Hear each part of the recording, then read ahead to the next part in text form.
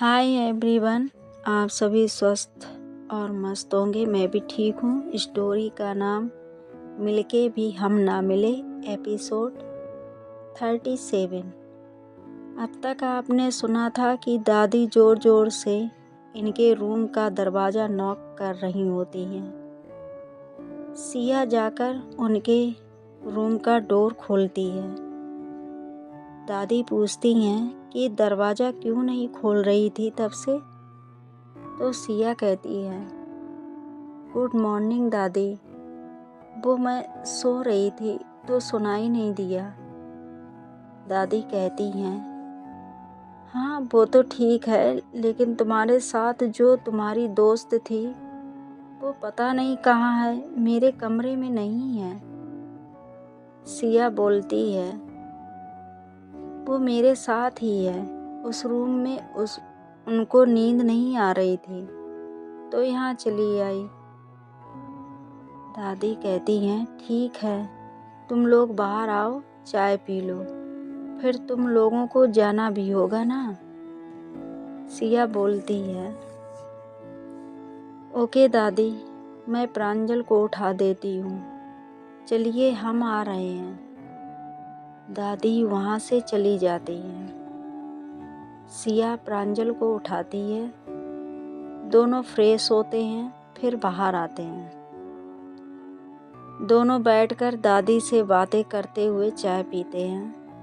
फिर दादी से दोनों विदा लेते हैं। हालांकि दादी बहुत दुखी होती हैं, क्योंकि प्रांजल से तो नहीं, लेकिन सिया से ज़रूर उनकी बहुत अच्छी वाली बॉन्डिंग हो गई थी। सिया की भी आंखों में आंसू होता है। वो अपने कार के पास आते हैं। सिया प्रांजल से पूछती है कि अब हमें क्या करना है, हम कहाँ जाएंगे। तो इसका जवाब प्रांजल के पास नहीं होता। प्रांजल के माथे की सिकन से सिया को एहसास हो जाता है कि प्रांजल टेंशन में है।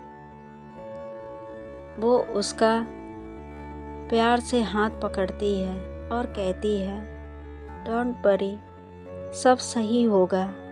मैं हर मुश्किल में आपके साथ खड़ी हूँ और आपके महादेव भी तो है ना हमारे साथ, सब सही होगा। फिर हाल में हमें यहाँ से निकलने का कोई उपाय ढूंढना होगा। प्रांजल कहती है, कैसा उपाय ढूंढें? अगर पीछे जाए तो भी पकड़े जाएंगे और आगे गए तो भी तुम्हारे भाई ने पक्का कोई जाल बिछाया होगा। सिया कहती है, हाँ ये तो है, भाई इतनी आसानी से चुप बैठने वालों में से नहीं है। मेरा भी दिमाग काम नहीं कर रहा, हम क्या करें। अभी वो इसी जद्दोजहद में लगे होते हैं कि उन्हें कुछ आवाज़ें सुनाई देती हैं, कुछ लोगों के बोलने की। प्रांजल कहती है, ये आवाज़ कहाँ से आ रही है? सिया बोलती है, शायद उस तरफ से आ रही है। प्रांजल कहती है, रुको मैं जाकर देखती हूँ। सिया बोलती है, नहीं अकेले मत जाओगे आप, मैं भी आपके साथ चलूँगी। प्रांजल सिया को मना नहीं कर पाती, वो भी उसके साथ जाती है। दोनों उस जगह पर पहुँचते हैं। देखते हैं कि एक ट्रक खड़ी है वहाँ, और कुछ लोग उसमें जंगल से कुछ चीज़ें उस ट्रक में पैक कर रहे होते हैं, जो बड़े बड़े बास्केट में होती हैं। प्रांजल के दिमाग में एक आइडिया आता है। वो सिया से कहती है कि सिया, अब हम आसानी से यहाँ से बचकर निकल सकते हैं। सिया आश्चर्य से पूछती है, वो कैसे? प्रांजल कहती है ये लोग हमारी हेल्प करेंगे यहाँ से निकलने में। सिया बोलती है दिमाग सही जगह है या नहीं?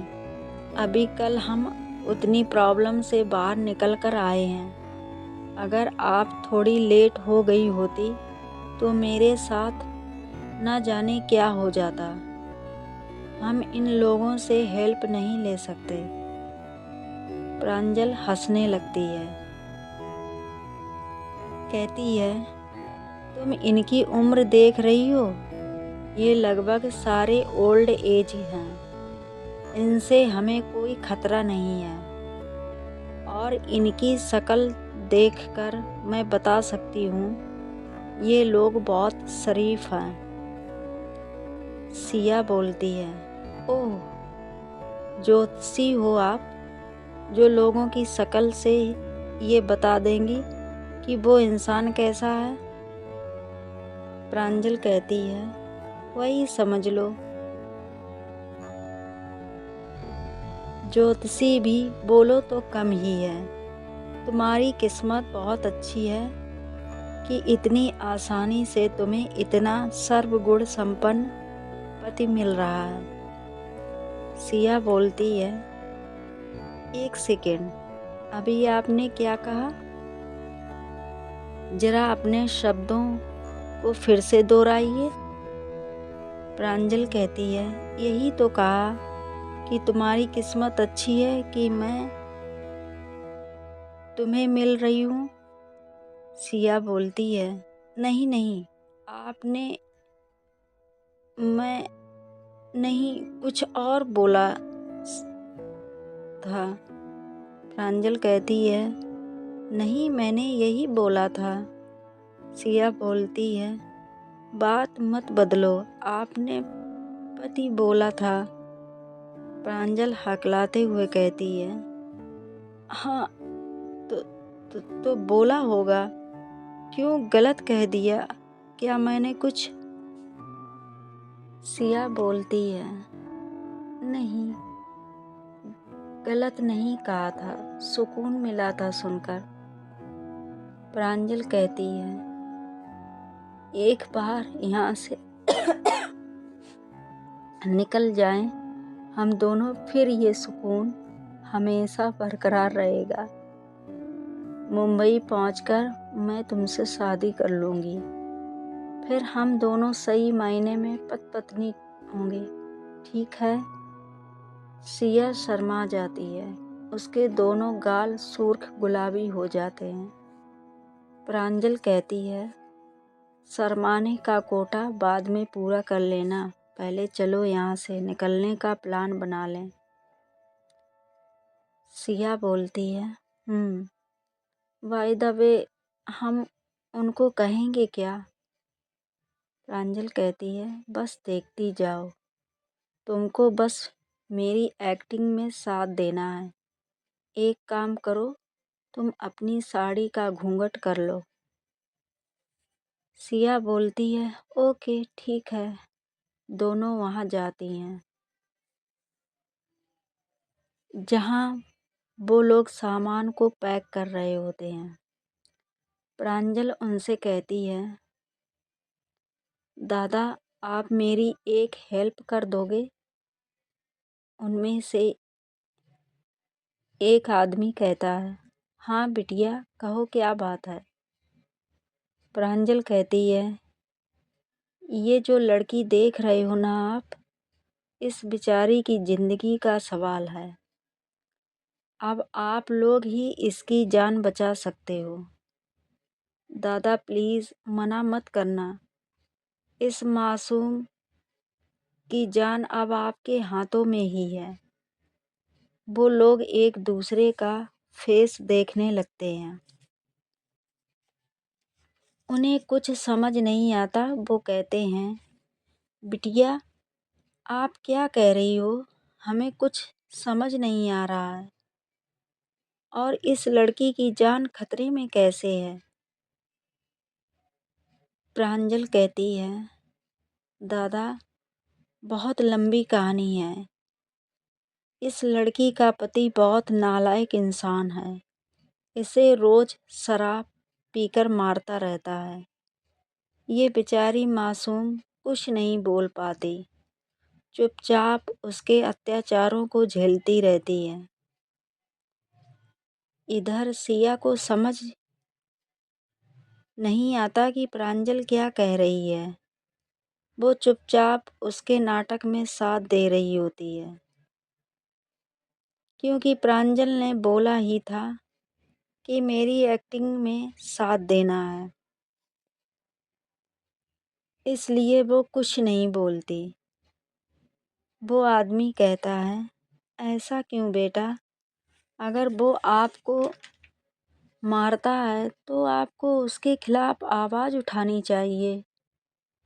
सिया के कुछ कहने से पहले ही प्रांजल बोल पड़ती है, दादा इससे कुछ मत पूछिए, ये 2 दिनों से बेसुध पड़ी हुई है। इसने कुछ खाया ही नहीं है 2 दिनों से, और किसके खिलाफ आवाज़ उठाई ये मासूम? इसका पति पुलिस वाला है, इसलिए इसकी कोई रिपोर्ट भी नहीं लिखता है थाने में। वो दरिंदा इस पर जुल्म ढाता रहता है, ये कुछ नहीं कर पाती। सिया को ये सब सुनकर बहुत गुस्सा आता है। वो जोर से प्रांजल के पैरों पर अपने सैंडल से मारती है। प्रांजल अपना पाँव पकड़कर चिल्लाने लगती है। वो आदमी पूछता है, क्या हुआ बिटिया, तुम ठीक तो हो? प्रांजल खुद को संभालती है और कहती है, हाँ हाँ मैं ठीक हूँ। दादा लगता है कोई जंगली नकचड़ी चींटी थी, उसी ने जोर से काट लिया। वो आदमी कहता है, तुम ठीक हो, ज़्यादा तो नहीं काटा ना? प्रांजल बोलती है, नहीं ठीक हूँ मैं। वो आदमी कहता है, तो बेटा अगर इनका पति इन पर इतना जुल्म करता है तो इनके घर वाले आकर इन्हें क्यों नहीं ले जाते? कोई भी माँ बाप अपने बच्चों को इतनी मुसीबत में नहीं देखेंगे। प्रांजल बोलती है, दादा वो क्या है कि इनके माँ बाप नहीं हैं, इसीलिए तो हैवान इसे और प्रताड़ित करता है। प्लीज़ दादा इसकी मदद कर दो। दूसरा आदमी कहता है, वो तो ठीक है बेटा, लेकिन ये बताओ कि आप कौन हो, इसकी क्या लगती हो, आप जो इतना इसकी मदद कर रही हो? प्रांजल बोलती है, वो क्या है कि अकलाने लगती है। हाँ, वो क्या है कि ये लड़की अपनी जान देने जा रही थी। मैंने इसे बचाया, फिर इससे सारी बातें पूछी, तो इसने अपनी आप बीती मुझसे बताई। फिर मैंने फैसला कर लिया कि मैं एक इंसान होने का फ़र्ज़ अदा करूँगी। इस लड़की को उस दलदल से निकाल के रहूँगी, और फिर किसी की मदद करने के लिए हमारा उससे कोई रिश्ता होना ज़रूरी थोड़ी है। बस निष्काम भाव से उसकी मदद करना ज़रूरी है।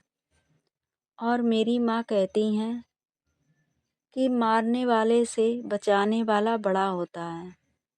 भगवान ने आपको भी ये मौका दिया है। प्लीज़ इस लड़की की मदद करें। वहाँ खड़े सारे लोग प्रांजल की बातों से बहुत इमोशनल हो जाते हैं। वो कहते हैं, बिटिया हम इनकी मदद ज़रूर करेंगे। आप बताओ हम कैसे इस नेक काम में आपका साथ दे सकते हैं? प्रांजल उनको बताती है कि आगे इसका पति पूरी पलटन के साथ आने जाने वाली हर गाड़ियों की तलाशी ले रहा है। कैसे भी करके हमें किसी सुरक्षित स्थान पर आप छोड़ दें।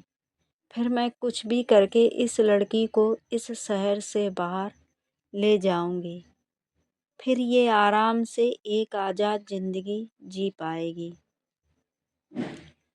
वो आदमी कहते हैं, आप चिंता मत करो बेटा, इस लड़की का पति इसे कभी नहीं ढूंढ पाएगा। इसके जैसे कितने पुलिस वालों को हमने पागल बनाया है। आप लोगों को आराम से यहाँ से निकाल लेंगे हम। अगर आप चाहोगे तो हमारा ये ट्रक आपको जहाँ चाहो वहाँ पहुँचा देगा। शहर से बाहर भी हम लोग सामान भेजते हैं। दूर दूर तक आप लोग उस ट्रक में बैठकर यहाँ से निकल जाओगे। अब इस लड़की को मंजिल तक पहुँचाने की जिम्मेदारी हमारी हुई। क्या कहते हो यारो? वो आदमी अपने साथियों से पूछता है। उसके सारे साथी कहते हैं, हाँ ज़रूर, हम इस बेचारी लड़की की मदद ज़रूर करेंगे। वो लोग एक बड़े से बास्केट में इन दोनों को बिठा देते हैं और ऊपर से थोड़ा घास फूस रखकर उसका मुंह बंद कर देते हैं। वो बास्केट में छोटे छोटे सुराख होते हैं जिनसे इन लोगों को सांस लेने में कोई प्रॉब्लम ना हो। ट्रक में सबसे पहले इनका बास्केट रखते हैं, फिर बाद में फलों की पेटियां रख देते हैं जिनसे किसी को कोई शक ना हो। फिर ट्रक अपनी मंजिल की ओर निकल जाती है। Bye bye, see you.